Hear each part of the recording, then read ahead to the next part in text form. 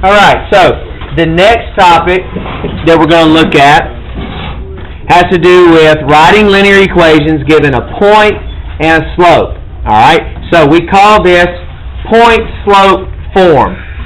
There's a formula for this. Underline point-slope formula. It says to write a linear equation given the slope of a line M and a point that it passes through x1, y1, use this formula. It's a very simple formula, and this is it. Y minus y1 equals M times x minus x1. Now, what does this look like? What formula does this look like to you? Yes, it looks like slope-intercept form. The difference is that instead of having just a y and an x, we've got y minus y1 and then x minus x1. We don't have the y-intercept out here. But we will end up with a y-intercept at some point. Alright, now, all we have to do is take these values that they give us and plug them into this formula. It's so easy, and then simplify. Alright? So, we are given the point negative 1, 7.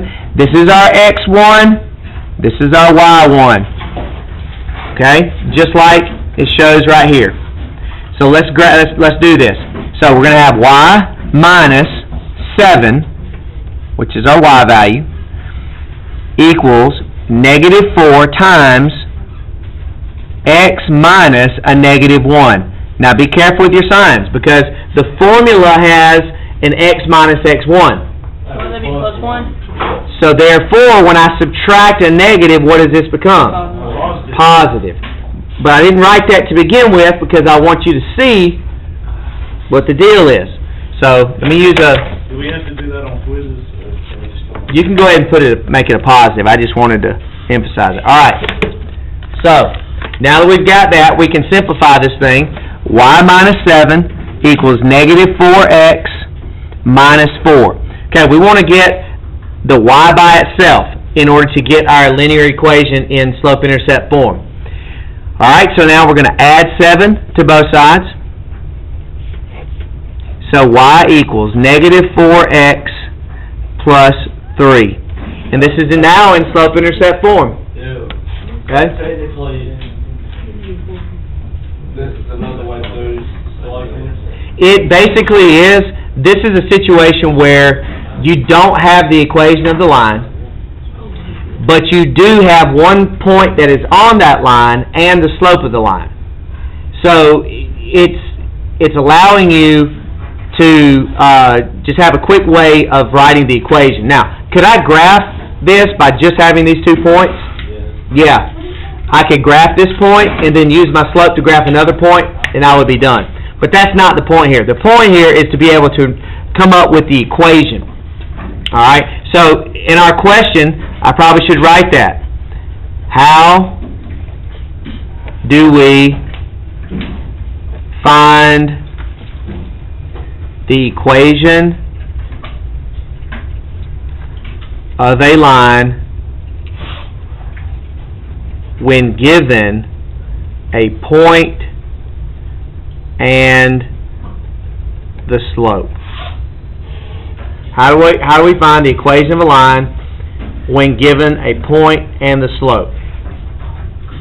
Alright, let's do number 2. This is another practice problem. Okay, so again, using our formula, go back to the formula. Y minus negative 5. So what happens when I have a negative negative? Alright, equals 2/3 times x minus negative 6. Just be careful with your signs. So like before, we're going to have positives because negative negative makes positive. Alright, now having done that, we can simplify. Y plus 5 equals 2/3 x, and then 2/3 times 6 is going to be 4. Positive 4. And you can put that in the calculator if you don't believe me. Alright, now we can subtract 5 from each side, and we are exactly where we need to be. Y equals 2/3 x minus 1. Now, did it ask us to write the slope or find the slope? No, because it gave us the slope. Did it ask us to graph anything? No, it didn't. It just said come up with the equation. Alright, so there we have. There we've done it. No big deal. Now, the next thing, and you notice we're going through this quickly because this stuff is all review. The next thing is, well, how do I write a linear equation when they give me just 2 points? Alright, so let's think about it. If they give me 2 points, can I determine the slope? Yeah. Look over there on the word wall. You see the slope equals y2 minus y1 over x2 minus x1. If y'all did that one time in the 9th grade, you did it 1,000. Okay, so that's not new. So, to write a linear equation, given 2 points, x1, y1, and x2, y2, use the slope formula followed by the point slope formula. Very simple. So, we're going to use slope equals y2 minus y1 over x2 minus x1. And once we get that slope, we're going to use the point slope formula, which is y minus y1 equals slope m times x minus x1. Alright? It's not hard. It's just a couple steps. So in number 3, we first have to find the slope.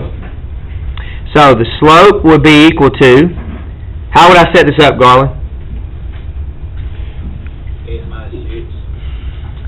I'm talking about with using the slope formula.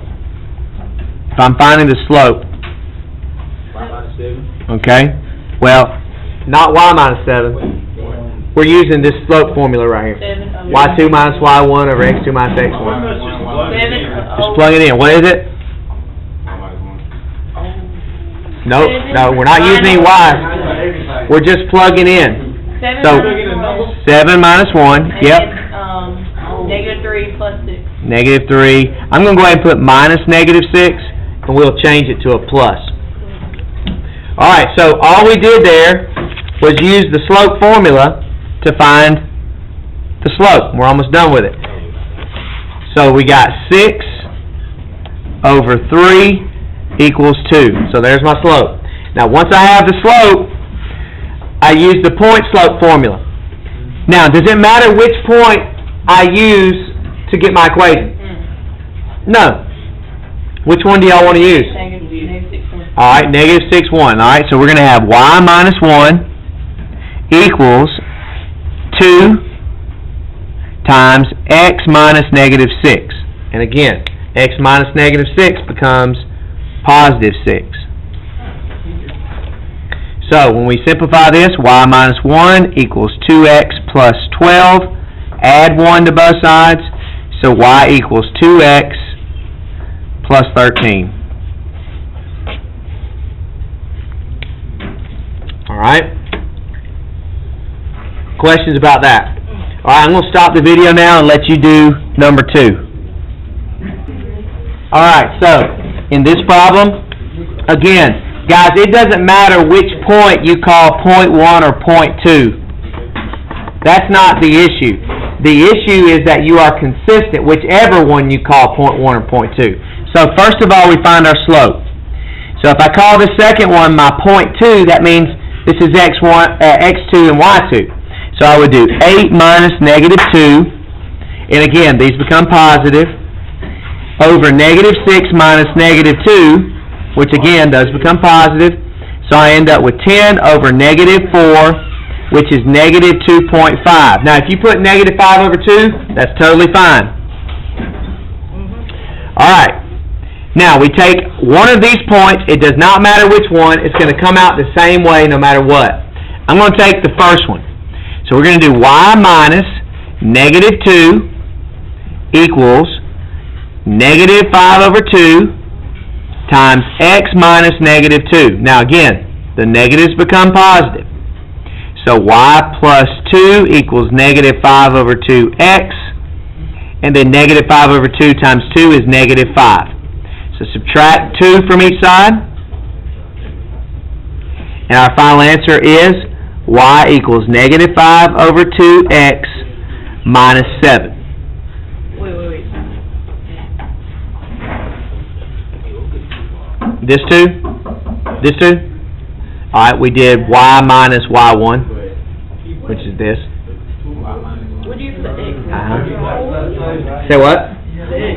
Which one? This x? x1.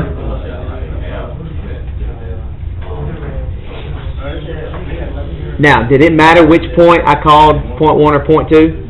No. As long as you are consistent. Wait, how'd you get -7? Negative 5 minus 2. Because this was a y plus 2, so I had to subtract 2 from each side.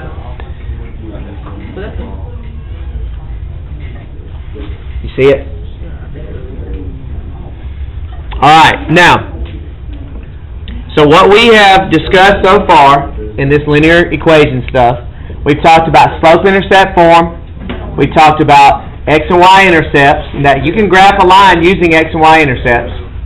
We talked about standard form, we've now talked about point-slope form, and we've talked about how to find slope from 2 points and then use point-slope form to write the slope-intercept equation. It's all connected. Everything really goes back to slope-intercept form. That's our main mode of transportation to graph lines. Okay, there's a lot of ways you can graph lines, but slope-intercept form is number one that we're going to use. Alright, now, let me pause that for a second.